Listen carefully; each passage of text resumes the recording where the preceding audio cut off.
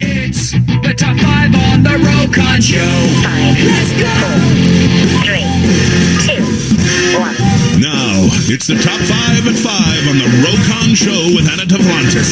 Sponsored by the Hip and Knee Center, where they help you feel new again. Ready? Yes. Get on with it!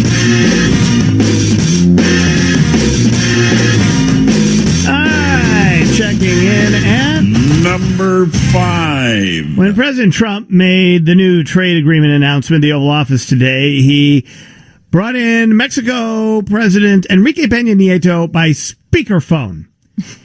This was a mistake. It really was. And we look very much forward to it. And I believe the president is on the phone. Enrique? Enrique.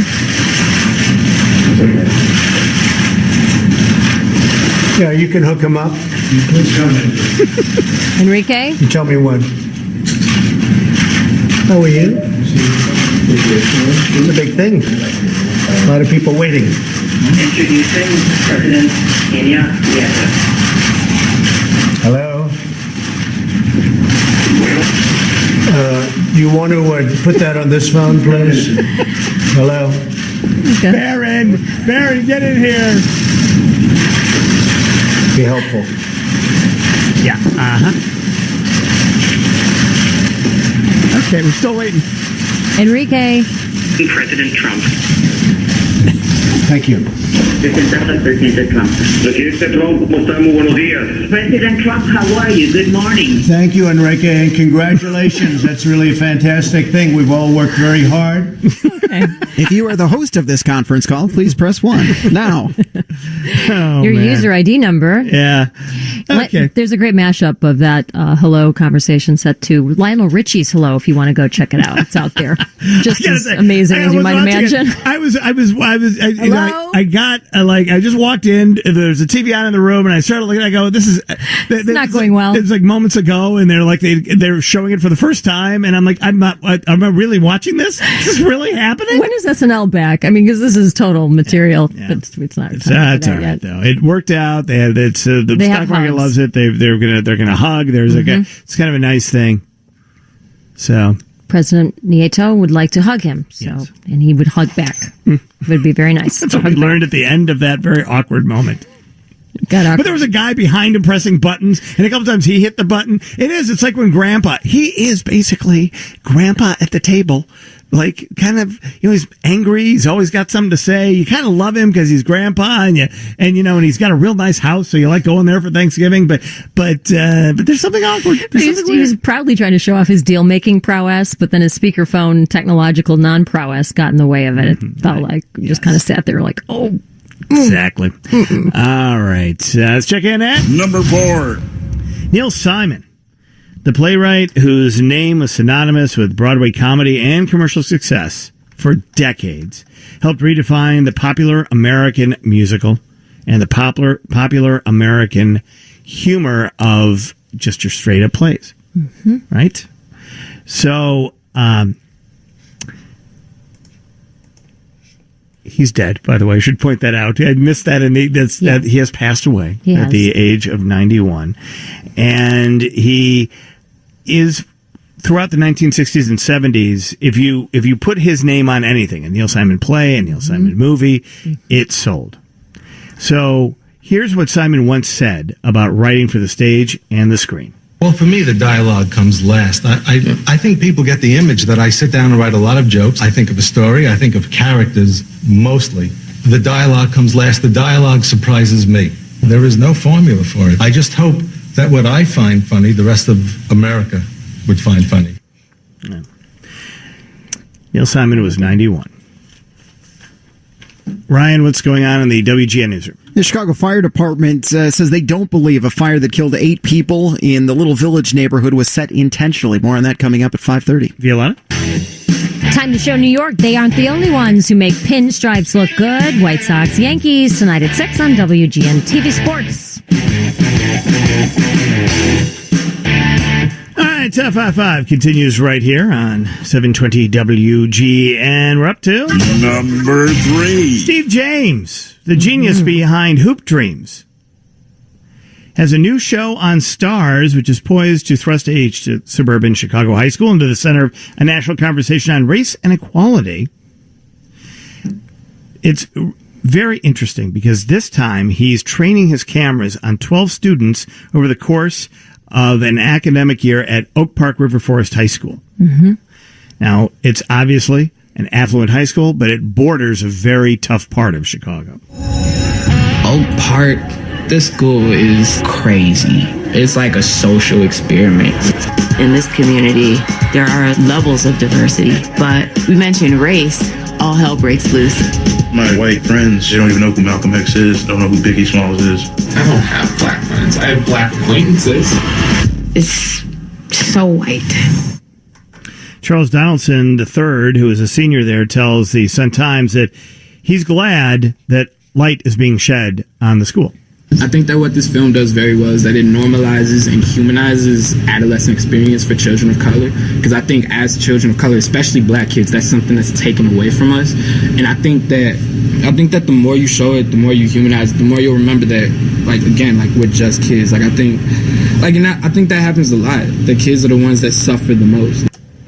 It is interesting because Steve James is such a great filmmaker. He is. And he catches that adolescent and that high school student so well in a documentary that it's really no question. It's very, very the subtlety, the pain, the angst, all of it. Right, and just the day-to-day life. Right, the way that a kid is living, and it seems very normal, but then when they stop down, when you focus on that kid, when he's out of your sight. Which is the interesting, like, out of the sight of adults. It's a really interesting. He's got a brilliant filmmaker, so that's definitely worth seeing on Stars. And speaking of documentaries, coming up after, we're going to go to baseball at 5:30, but the Rokon Show with Anna Devlantis continues on the air, on the web, on the airweb, on the internet. 5:30. So join us at WGN Everywhere, which is the WGN Radio app, WGNradio.com, and you can ask your smart speaker to play WGN on whatever device you have on TuneIn or let's go with TuneIn. That's the best way to do that. All right? Great way. Okay, everybody good with that? We're all on the same page. All right. And then we're going to replay as part of it, an hour and a half show, but we've got some special stuff there. Mark McKinnon is going to join us. We're also going to replay an interview that we had with Ken Burns, the great documentarian about John McCain. That's coming your way after 6:30 on the World Wide Web at WGNradio.com. Do not miss it. All right, we worked our way to this. Number 2. Sacha Baron Cohen, last night, season finale of Who is America. Who did he get this time? O.J. Simpson. Ma voglio stare qua, perché devo andare? We're gonna talk a business now. Ma va. Ma guarda questo, tu un po'. Gorgeous. She's gorgeous, but sometimes I want to kill her, you know? Hey. No, but I've been a very unlucky in love. My ex-wife. You seem lucky in love to me. Yeah, but I don't love her. Sometimes I want to completely kill her. Stop! No. Stop! If I do, you introduce me to Cochrane. Yeah, Johnny, right? I would have to introduce you in the afterlife. What? You didn't kill him too, did you? Trying to coax that confession out of him. Oh, my God. Called him a lady killer. We're both lady killers. Yes, it was pretty great. That's the button on the series. That was the end of the series. And you're like shocked. Your mouth drops open when you see it. Oh, my God, it's OJ.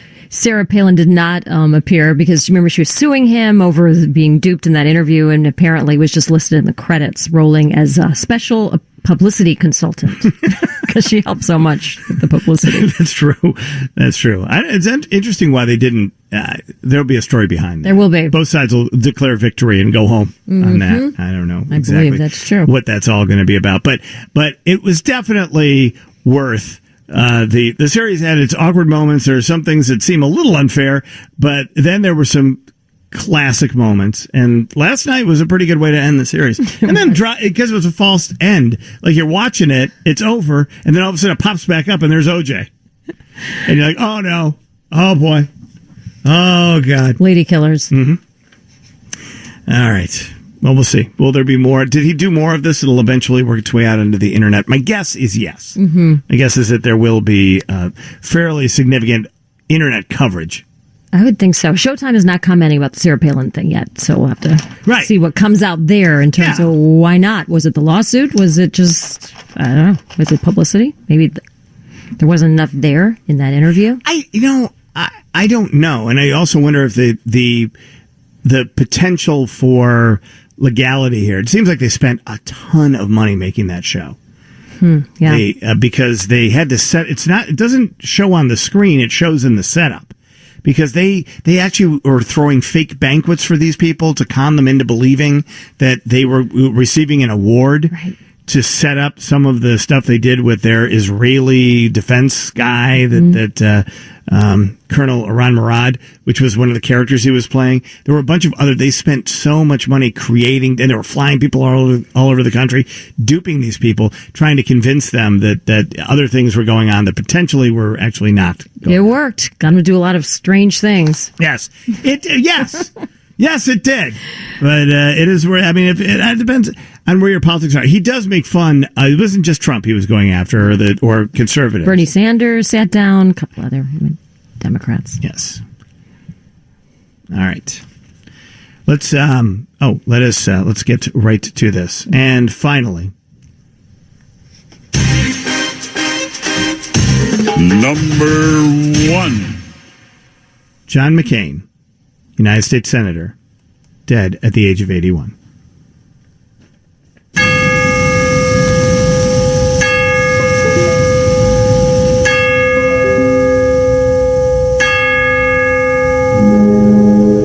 The truth is sometimes a hard pill to swallow. It sometimes causes us difficulties at home and abroad. It is sometimes used by our enemies in attempts to hurt us. But the American people are entitled to it nonetheless. I call on all Americans to not despair of our present difficulties, but to believe always in the promise and greatness of America, because nothing is inevitable here. Americans never quit. We never surrender. We never hide from history. We make history. We have nothing to fear from each other. We are arguing over the means to better secure our freedom and support the general welfare. But it should remain an argument among friends who share an unshaken belief that in our great cause and in the goodness of each other, we are Americans first, Americans last, and Americans always. Every life has to end one way or another.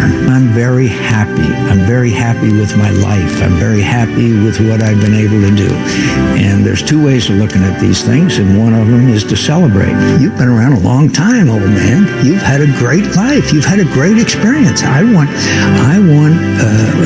when I leave, that the ceremony is at the Naval Academy, and we just have a couple of people that stand up and say, this guy, he served his country.